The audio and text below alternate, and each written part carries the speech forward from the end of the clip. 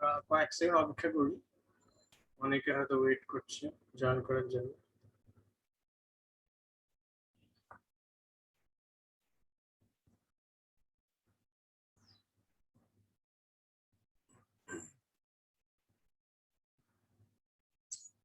Okay, welcome back to the live class after disconnecting and again rejoining with me. Thank you for rejoining with me and reconnecting with me. So let's resume. Yeah? So next to the petty ambitions and sycophantic maneuverings of the manager, however, course grandiose gestures and morally ambiguous successes are appealing. এখানে ম্যানেজারকে খারাপ হিসেবে দেখানো হয়েছে, যদিও সে শ্রদ্ধা ভক্তি বা যাই মানতো সেইগুলো তার মূলত স্বার্থ হাসিল করার জন্য সে করত।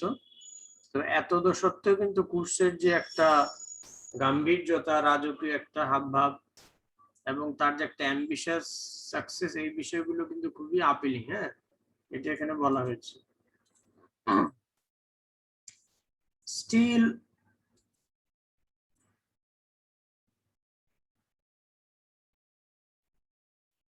Still Marlowe is not yet the Buddha preaching in European clothes. তো মার্লোকে এখানে একটা ফিলোসফার হিসেবে দেখানো হয়েছে, মেডিটেটিং করছে, সে অনেক কিছু ভাবছে, চিন্তা করছে, ন্যায় অন্যায়, ভালো মন্দ।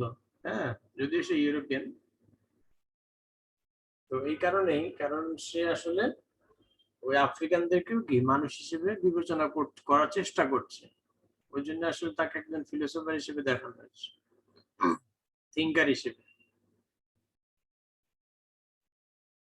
তো সে ইউরোপিয়ান ক্লথেসে একজন, যদিও সে বুদ্ধ নয়, কিন্তু he will become on board the নেলি, কিন্তু সে ওই স্টিম শিপ নেলির উপরে কিন্তু সে তাই একজন চিন্তাশীল ব্যক্তি। Instead, he concentrates on steering the steamboat and avoiding snacks to save his mind from considering all of these philosophical and political implications. So, যাই হোক, ধরনের রাজনৈতিক বা ফিলোসফিক্যাল বা চিন্তাভিত্তিক যে কোনো ইমপ্লিকেশন বা ইঙ্গিত গুলো বিবেচনা করা থেকে সে তার মনকে বিরত রাখছে। কিভাবে? কারণ সে একটা দায়িত্ব নিয়ে এসেছে এবং সে তার স্টিয়ারিং এর দিকে মনোযোগ দিচ্ছে, জাহাজের স্টিয়ারিং এ স্টিমবোটটাকে এগিয়ে নিয়ে যাওয়ার জন্য সেই স্টেশনে যেখানে ক্রুজ আছে কঙ্গোজদের সাথে, এবং সে কি করে এই রিয়েল যাত্রায় বাধা বিপত্তিগুলো এড়িয়ে যাবে সেটাই এখন সে ফোকাস করছে। যদিও নানান চিন্তা তার মাথায় আসছে, নানান এই সারাউন্ডিং বিষয়গুলো দেখার কারণে। In addition to intensifying the reader's understanding of Marlowe's impending epiphany, Part 2 contains a digression where he abandons his narrative and speaks of Kurz in a general sense. Unlike the cannibals, Kurz possessed a ravenous hunger. You should have heard him say, "My intended, my ivory, my station, my river, my everything." His bald head suggested the ivory that he had spent so much effort in securing. His nerves went wrong, and he participated in unspeakable rites. So এখানে আরো অ্যানালাইসিসে বলা হচ্ছে যে মার্লোর এই যে intending ইপিফ্যানি বা তার যে রিয়ালাইজেশনটা, হ্যাঁ, সে আস্তে আস্তে সবকিছু দেখে বুঝতে পারছে, এই এটা ছাড়াও মানে এগুলো রিডারদেরকে যথেষ্ট ইন্টেন্সিফাই করছে। তা সত্ত্বেও পার্ট 2 তে যে জিনিসটা আছে সেটা হচ্ছে তার ডাইগ্রেশন, মানে সে নিজেকে কিছুটা সময় যদিও এই ভালো মন্দ ন্যায় অন্যায়ের চিন্তায় নিজেকে সরিয়ে নিয়েছে, কিন্তু আবার সে সেখান থেকে আবার ফিরে এসেছে, যেটাকে সাময়িক ডাইগ্রেশন বলা হয়। হ্যাঁ, তো যেখানে সে তার ন্যারেটিভটা কিছুটা অ্যাবান্ডন করেছে এবং কুর্সের ব্যাপারে সে বর্ণনা করেছে সাধারণভাবে। সে বলছে যে কানিভালসদের মতো কিন্তু কুর্স নয়, কুর্স কিন্তু এক ধরনের অদ্ভুত টাইপের মানুষ, তার মধ্যে র্যাভেনাস হাঙ্গার কাজ করছে, মানে একটা ক্ষুধা কাজ করছে, একটা লোভ। কিসের লোভ? পাওয়ারের লোভ, তারপরে প্রপার্টির লোভ, আইভরির লোভ, ওকে, মানির লোভ, এবং তার পজিশনের লোক, এই বিষয়গুলো আসলে ছাড়তে পারেন, এই জন্য সে ওখান থেকে ইউরোপে আর ব্যাক করতে পারেন। এবং আমরা তাকে এখানে বলতে শুনবো, যদি তোমরা টেক্সটটা পড়ো এই ধরনের ডায়লগ পাবে যে মাই ইন্টেন্ডেড, আমার ফিয়ন্সি, মাই আইভরি, মাই স্টেশন, মাই রিভার, মানে সবকিছু তার, আমার আমার, এই ধরনের একটা ব্যাপার আর কি। অর্থাৎ অতি লোভে মানুষ কিরকম হয়ে যায়, র্যাভেনাস হয়ে যায়, বুভুক্ষ পাখির ন্যায় হয়ে যায়, ওকে, দাঁড় কাকের ন্যায়। এবং তার যে ন্যাড়া মাথা, টাক মাথা, সেটা সাজেস্ট করছে যে আইভরি তার প্রতি এতটাই সে সময় ব্যয় করেছে এটা সিকিউর করার কাজে, সে তার মাথা টাক হয়ে গেছে। হ্যাঁ, এবং সে প্রায়শই কিছু ধর্মীয় রিচুয়ালস করতো, মানে কিছু প্রার্থনার সময় দিত মনে মনে, সে কি কি যেন করতো, যেগুলো একটা ধর্মীয় দোয়া পড়ার মতো আর কি ব্যাপার ছিল। ওকে, he had taken a high seat among the devils of the land, অর্থাৎ এই ল্যান্ডের, কঙ্গিজ ল্যান্ডের শয়তানদের মধ্যে সে যেন একটা বড় উচ্চ আসন নিয়ে নিয়েছে। এবং মার্লো দেখলো যে ইট ইম্পসিবল টু নো, এটা জানাটা অসম্ভব, যে how many powers of darkness had claimed him for their own, মানে কতটা অন্ধকারের শক্তি, কতগুলো অন্ধকারের শক্তি আসলে তাকে এরকম নিজেকে করে নেওয়ার মতো এখানে ক্লেম করেছে। অর্থাৎ অন্ধকার যেন তাকে গ্রাস করেছে, এটাই বলতে চাচ্ছে এখানে। However, what is more striking than these elusive or difficult to find to or catch hints at barbarities, Marlowe's short yet important defense of Kurds. তো যাই হোক, এত কিছুর পরেও মার্লো কিন্তু কুর্সকে ডিফেন্ড করার চেষ্টা করছে, মানে ইউরোপিয়ান হিসেবে, যে all Europe contributed to the making of Kurtz, পুরো ইউরোপটাই যেন এই কুর্সের মতো মানুষকে তৈরি করার জন্য অবদান রেখেছে।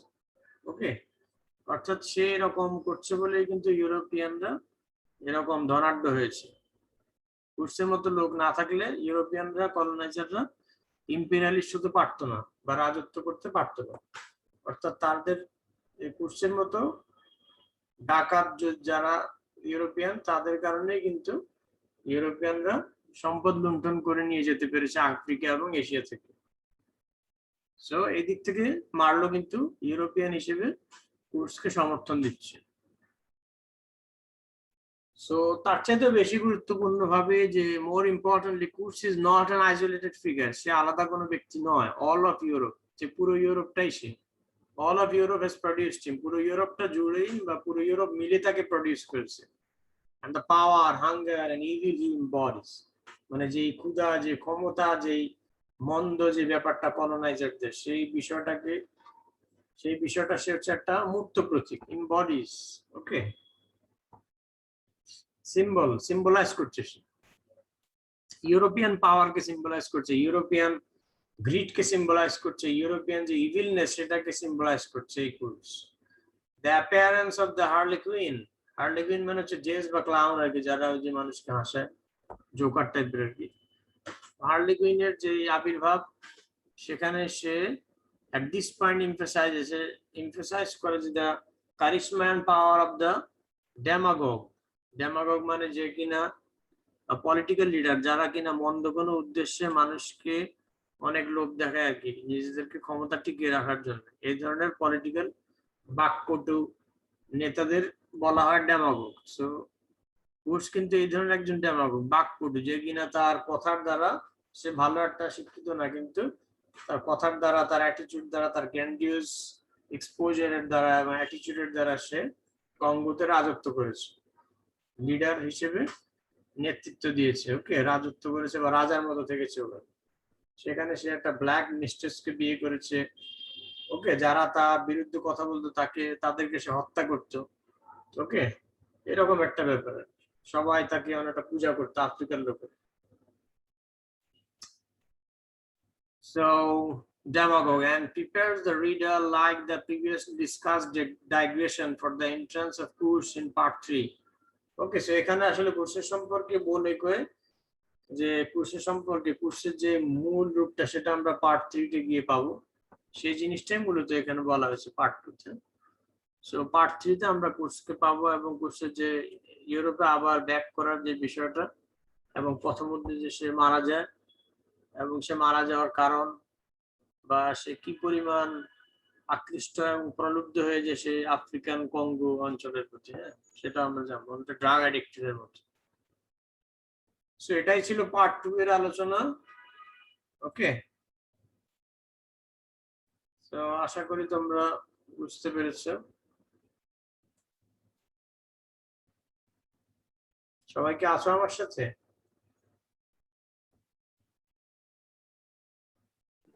জি স্যার। ওকে, এখন তোমাদের একটু অপিনিয়নটা শেয়ার করো আমার সাথে। আমরা ক্লাস শেষ করার আগে পার্ট 3টা আজকে আর করাচ্ছি না, আমরা নেক্সট উইকে পার্ট 3টা পড়বো।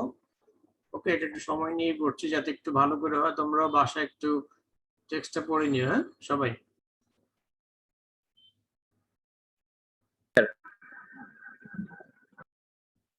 একজন করে আপনারা বলেন এই হার্ট অফ ডার্কনেস সম্পর্কে কতটুকু ধারণা হলো।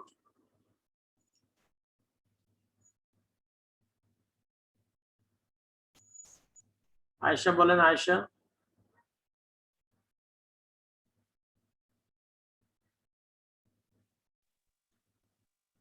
হ্যাঁ স্যার। হ্যাঁ, হার্ট অফ ডার্কনেস সম্পর্কে কতটুকু ধারণা হলো সেটা একটু সবার সাথে শেয়ার করেন।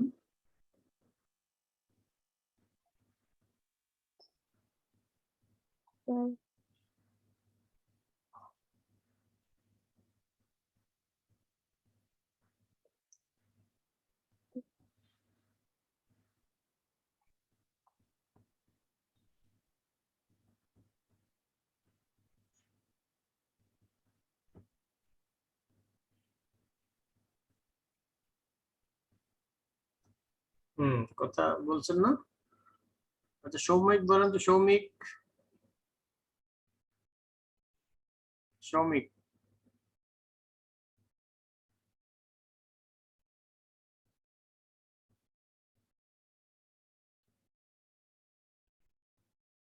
সৌমিক কে আছেন?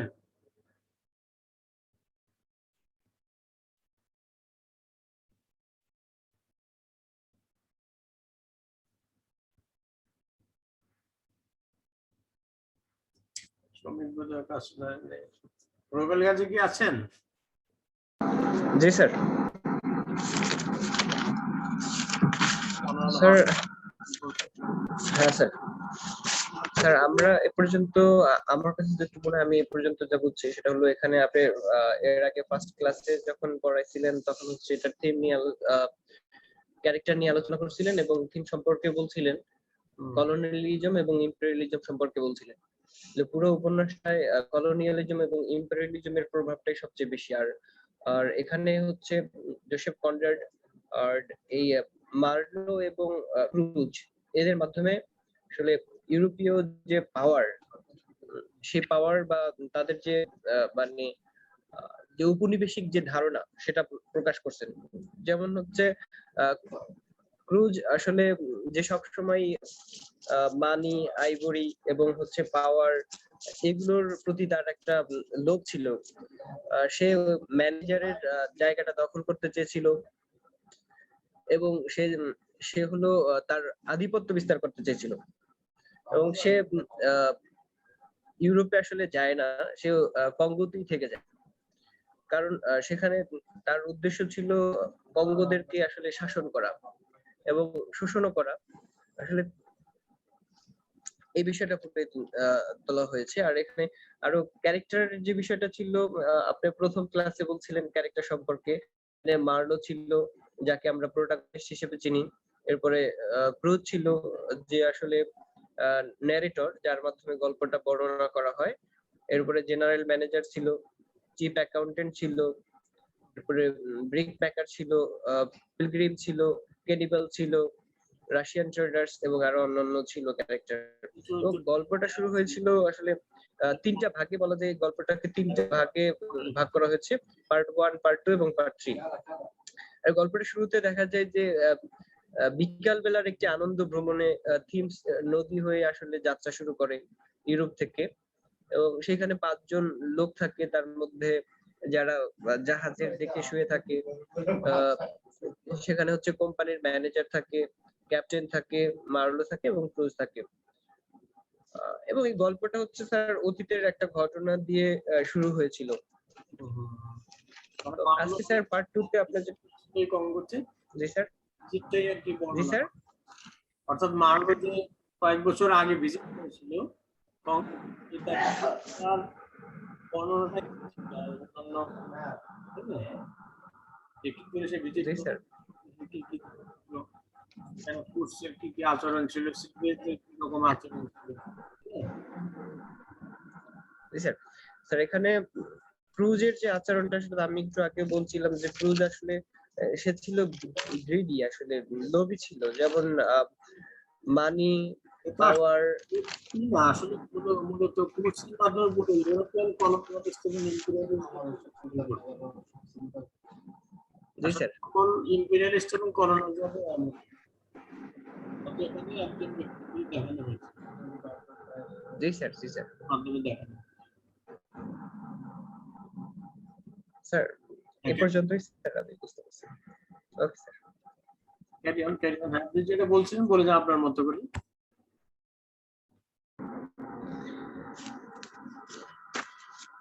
স্যার এখন পর্যন্ত যে আমি এরপরের যে ধারণাটা সেটা আমার কাছে মনে হলো যে মার্লো আসলে যেটা দেখাতে চেয়েছিল মানে কঙ্গোদের বা আফ্রিকানদেরকে সভ্যতার চূড়ায় নিয়ে যাবে। তো এটা আসলে তাদের মূল উদ্দেশ্য ছিল তাদেরকে আসলে শাসন আর শোষণ করা, সভ্যতার চেঞ্জ না মূলত। হুম, তারা কঙ্গোদেরকে বিভিন্ন ক্যানিবালস, আসলে অনেক কথা আমরা বলতে পারি স্যার, প্রাণীদের সাথে তুলনা করছে, যারা হলো হিংস্র, বর্বর, কঙ্গোদেরকে এরকম তুলনা করছে। এর মাধ্যমে কঙ্গোদেরকে ক্রিটিসাইজ, কঙ্গোদেরকে আসলে কংগ্রেস উপহাস করা হয়েছে, কিন্তু একদিকে হলো কংগ্রেস কঙ্গোদেরকে উপহাস করা হয়েছে, কিন্তু অন্যদিকে আবার হলো ইউরোপিয়ানরা যে কঙ্গোদেরকে যেভাবে শোষণ করছে এবং তাদেরকে যেভাবে শাসন করছে, এই দিকটাও আসলে ফুটিয়ে তোলা হয়েছে। That's it sir. Okay, thank you Robel, গুলো খুবই ভালো এবং তুমি তোমার মতো করে খুবই সুন্দর করেই বলেছো। ওকে, সো একটা ইনফরমেশন সেটা হচ্ছে তুমি উল্টো বলেছো, সেটা হচ্ছে ম্যানেজারের পজিশন কোর্স নিতে চাইনি, বরং কোর্স যে জায়গাটা তৈরি করেছে সেই জায়গাটাই ম্যানেজার নিতে চেয়েছিল, হ্যাঁ, কোম্পানির ম্যানেজার। অর্থাৎ কোম্পানির ম্যানেজার তো কঙ্গোতে গিয়ে থাকতো না, কিন্তু সে না থেকেই ওখানে তার সে কঙ্গোতে কোর্স থেকে যে অবস্থানটা তৈরি করেছে, নিজেকে একটা গডলি পজিশনে নিয়ে গেছে, সেই জায়গাটার ব্যাপারে জেলাস ফিল করছিল ম্যানেজার। ওকে, তো সে আসলে যে কোম্পানি যেহেতু ম্যানেজার, কুর যদি মারা যায় কোনো অসুস্থ হয়ে বা কিছু, জানে যে ট্রপিক্যাল এলাকায় ইউরোপিয়ানরা টিকতে পারবে না বেশি দিন, ওকে, সো মারা যাবে এটা সে জানতো, বিভিন্ন রোগে শোকে পড়ে, এবং তাই হয়েছে শেষের দিকে। সো কঙ্গো থেকে ওখানে, কঙ্গোতে থেকে কুশ যে পজিশনটা নিয়েছিল বা পজিশনটা তৈরি করেছিল সেই জায়গাটাই সে ম্যানেজার নিতে চেয়েছিল। ওইটা কিন্তু উল্টা বলেছো যে ম্যানেজার মানে কোর্স ম্যানেজার জায়গা নিতেছে, বিষয়টাকে উল্টো বলেছো, আর বাকিটুকু সবই ঠিক আছে। ওকে, দ্যাটস ফাইন। ফাতেমা সুমাইয়া, তুমি কি আছো?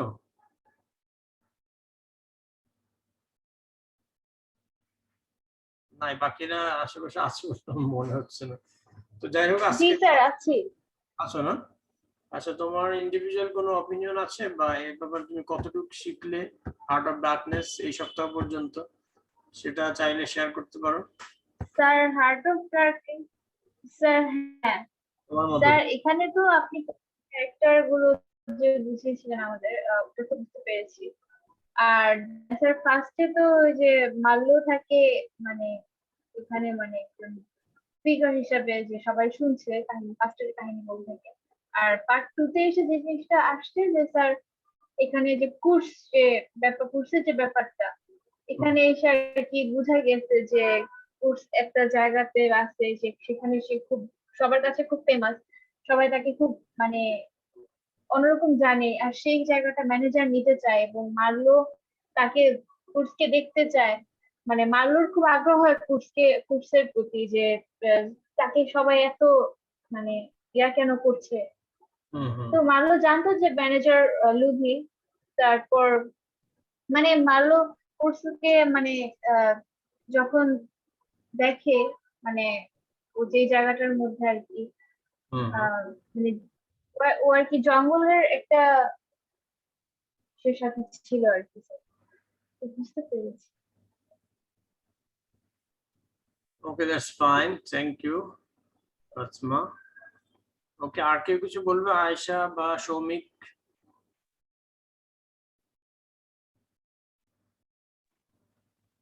না স্যার, আমি কিছু বলবো না। Okay. আমরা আজকের ক্লাসটা এখানে সমাপ্তি ঘোষণা করতে পারি, হ্যাঁ? So thank you for being with me throughout this whole session from the beginning to the end, and I hope to see you next week on the same day and at the same time, okay? Which okay sir.